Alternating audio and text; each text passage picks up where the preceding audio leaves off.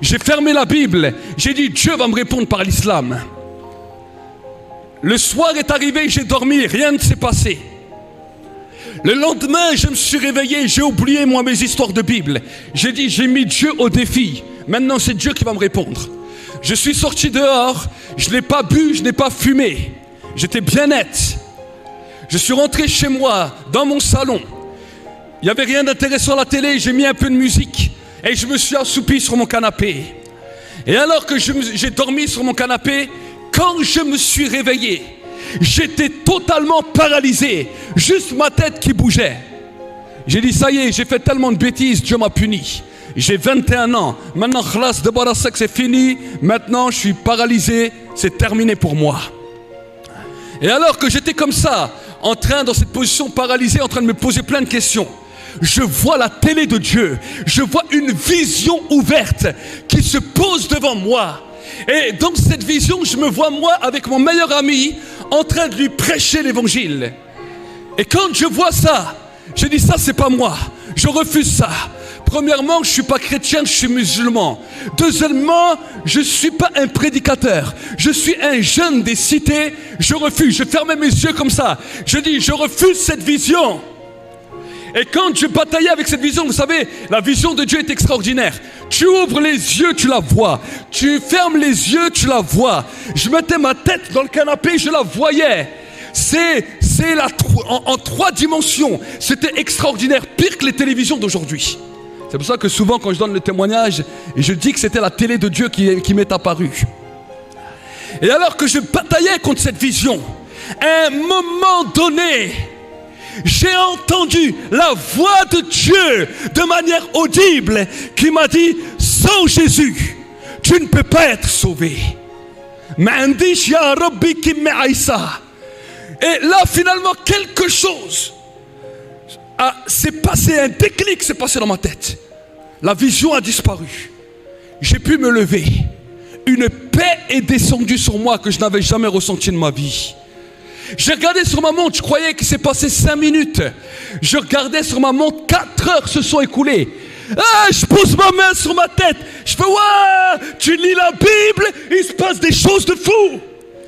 J'ai dit, il n'y a pas de souci. On y va pour Jésus. Si c'est Jésus la vérité, on y va.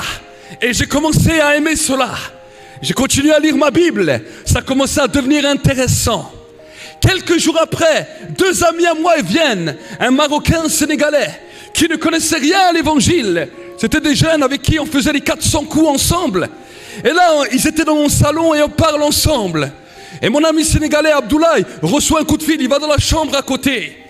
Et là, la voix de Dieu revient de la même manière, audible. Et il me dit, éteins ta télé, prie pour eux au nom de Jésus. J'ai dit, ok. J'appelle mes 2 amis, je les assieds sur le canapé. Je fais, écoutez-moi bien, vous allez mettre vos poings comme ça, vous allez baisser vos têtes, vous allez fermer vos yeux. Je dis, si vous ne faites pas ce que je vous dis, je vous frappe. Moi, je ne savais pas comment prêcher l'évangile. Mes amis, ils sont là, ils savaient que j'étais sauvage. Donc, ils sont là, ils ferment un œil, ils ouvrent un œil. Moi, je lève mes mains vers le ciel. Je dis, merci Jésus, tu bénis Abdoulaye et Abdel. Au nom de Jésus, Amen. Mon ami sénégalais, il part chez moi en courant. Il a dit, Walid, il est devenu fou, il prie Jésus. Mon ami marocain qui est à côté, il se sent tout bizarre. Il a comme des manifestations. Moi, je ne sais pas c'était quoi au début, des manifestations démoniaques. Il commence à manifester des choses bizarres. Et moi, je commence à flipper. Je dis, qu'est-ce qui lui arrive? Et là, tout d'un coup, je me tourne vers lui. Je fais, Abdel, qu'est-ce que t'as? Et il me dit, j'attends qu'il revient à lui. Et il me dit, Walid, quand tu as commencé à prier, j'ai senti une force qui est sortie de moi et je me suis senti tout léger. Je lui ai dit, écoute-moi bien Abdel, toi tu es dans l'islam. L'islam c'est le diable, mais Jésus t'aime. Il me regarde, il est choqué. J'ai commencé, il est rentré chez lui à la maison. J'ai dit, waouh Dieu, l'évangile ça marche même avec mes potes. Je dis, moi je ne savais pas que l'évangile ça marche avec tout le monde, mais je découvrais. Le lendemain, mon pote Abdel revient à la maison. Et alors qu'il revient à la maison, il s'assied et là on discute de choses et d'autres. Et là tout d'un coup la voix de Dieu revient. Et il me dit, cette fois-ci tu ne vas pas prier avec lui, tu vas lui lire la Bible. J'ai dit ok, pas de soucis. Je fais Abdel, ferme tes yeux, lève tes mains et écoute ce que je dis. J'ai pris ma Bible, c'est pas un verset magique, c'était un verset là où je me suis arrêté. J'ai ouvert la Bible et j'ai commencé à lire à haute voix. Et alors que je commence à lire à haute voix, on était en plein mois de mars, en Alsace, il faisait très froid, il faisait pas chaud comme ici, il faisait très froid en Alsace, c'est près de l'Allemagne. Et là je me tourne vers lui, il est en gouttes de sueur sur toute sa tête. Mais vous savez, normalement les gouttes, quand vous transpirez, ça coule. Chez lui, toutes les gouttes restaient collées sur la tête. Moi je commence à flipper.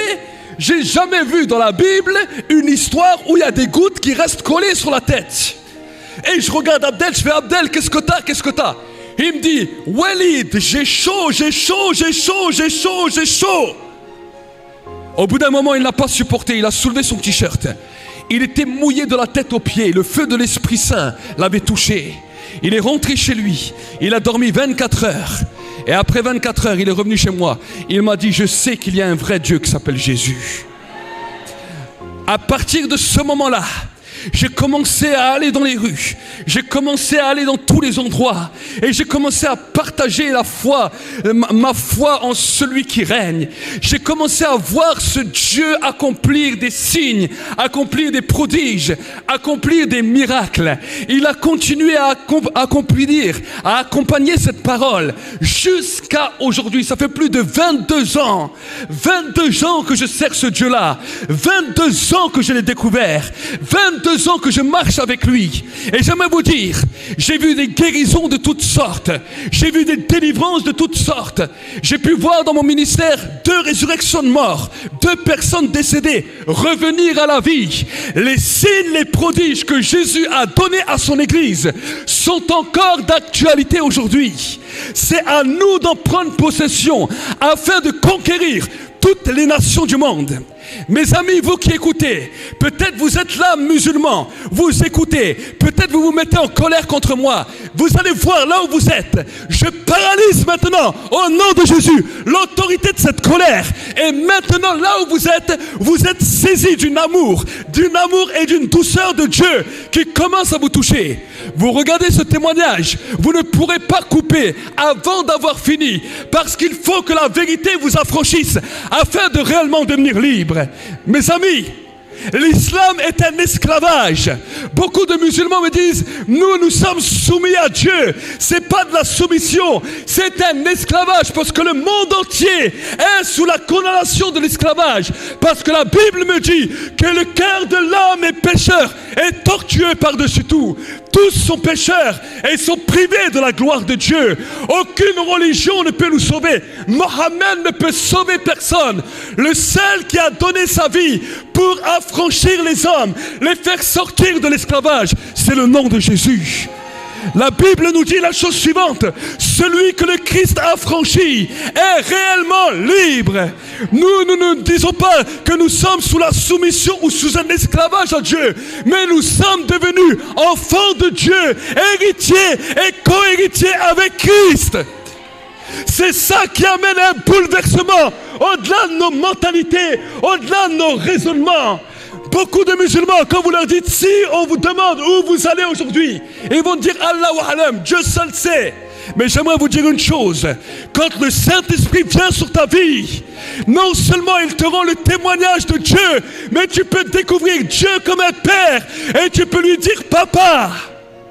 Vous savez, dans la dimension de l'islam, et j'aimerais vous le dire pour que vous puissiez avoir les yeux ouverts, quand les musulmans font la shahada, ils ne jurent que par leur Dieu, que leur Dieu est unique et que Mohammed est son prophète. J'aimerais vous dire quelque chose.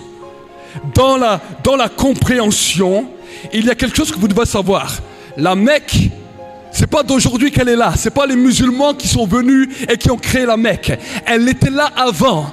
Et dans la Mecque, il y avait 360 divinités, dont 5 principales. Le Dieu Ra, le Dieu Soleil, Allah, le Dieu de la Lune, et les 3 constellations des étoiles.